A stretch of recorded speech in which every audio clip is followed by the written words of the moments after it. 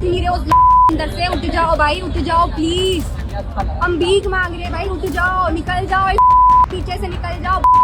बच्चे भी हमारे हैं, उन्हें राह दिखाना हमारा काम है। गुमराह को राह दिखाना कठिन होता है, लेकिन कठिन कामों को करना। मैं इन बच्चों को कहता हूँ, बच्चों आओ, हम देश के लिए साथ मिलकर के आगे बढ़े। विपक्ष के मंसूबों पर फेरा, मोदी ने पानी पलट दिया, एक वीडियो से सारा खेल, जिंदगी का जीता दिल कर दिया ऐसा ऐलान, छात्र भी देखकर हैरान। दिखाया मोदी ने बहुत बड़ा दिल, माँ की गाली देने वाले को भी किया माफ। विपक्ष के नेता भी परेशान, देश भर में छिड़ी मोदी के मैसेज से नई चर्चा, सामने आई कई नई बातें, देखिए पूरा वीडियो। जो लोग सोच रहे थे कि जिंदगी आंदोलन के बाद मोदी सरकार बैकफुट पर आ जाएगी, जो बच्चे गालियां देकर प्रधानमंत्री को ओहदे का अपमान कर रहे थे, उनके लिए मोदी ने जो काम किया है उसने विपक्षी खेमे में भी हलचल पैदा कर दी है।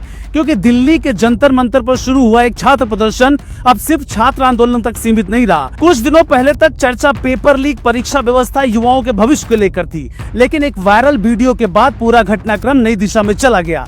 सोशल मीडिया पर वीडियो तेजी से वायरल हुआ, जिसमें प्रदर्शन के बाद प्रधानमंत्री नरेंद्र मोदी के खिलाफ आपत्तिजनक भाषा का इस्तेमाल सुनाई दिया।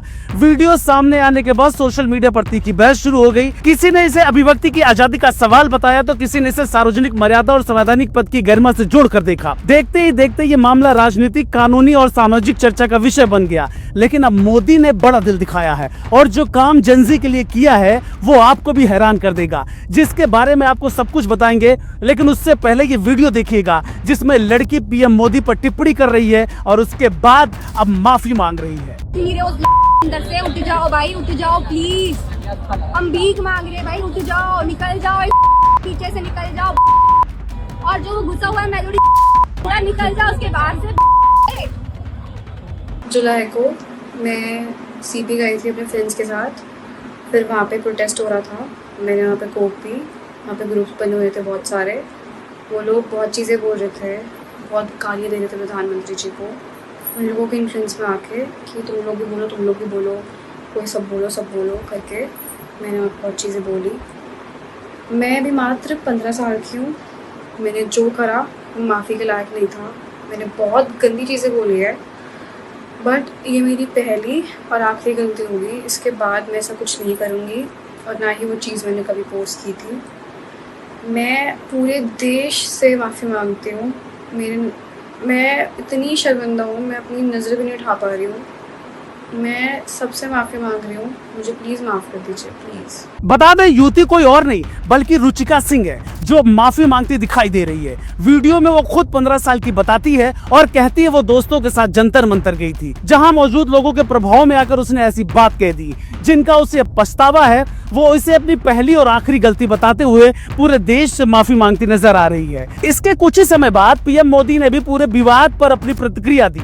उन्होंने इंस्टाग्राम पर एक वीडियो संदेश जारी करते हुए कहा, बचपन और युवावस्था में गलतियां हो जाया करती हैं और समाज का दायित्व तो है कि युवाओं को सही रास्ता दिखाया जाए। उन्होंने कहा उनके और उनकी दिवंगत माता के खिलाफ अपशब्द बोले गए जो निश्चित रूप से दुखद थे, लेकिन वो उन बच्चों को माफ करना चाहते हैं। समाज भी मेरी इस बात को स्वीकार करे, क्योंकि मेरे मन में एक ही भाव है। कभी कभी दांतों तले हमारी जीभ आ जाती है, खून निकल आता है, लेकिन हम दांत तोड़ते नहीं है, क्योंकि दांत भी हमारे हैं, जीभ भी हमारी है, बच्चे भी हमारे हैं, उन्हें राह दिखाना हमारा काम है। गुमराह को राह दिखाना कठिन होता है, लेकिन कठिन कामों को करना। और इसलिए आओ, मैं इन बच्चों को कहता हूँ, बच्चों आओ, हम देश के लिए साथ मिलकर के आगे बढ़े, कुछ नया सीखें, गलतियों से भी सीखें, अपने सपनों को लेकर के चल पड़े। देश बहुत आगे बढ़ रहा है, आगे बढ़ने वाला है, और आपका भी आगे बढ़ना निश्चित हो, यही मेरा सपना है। मैं आपके लिए जीता हूँ, आपके उज्जवल भविष्य के लिए खपता हूँ। आओ हम मिलकर के देश को आगे बढ़ाएं। बहुत बहुत धन्यवाद दोस्तों।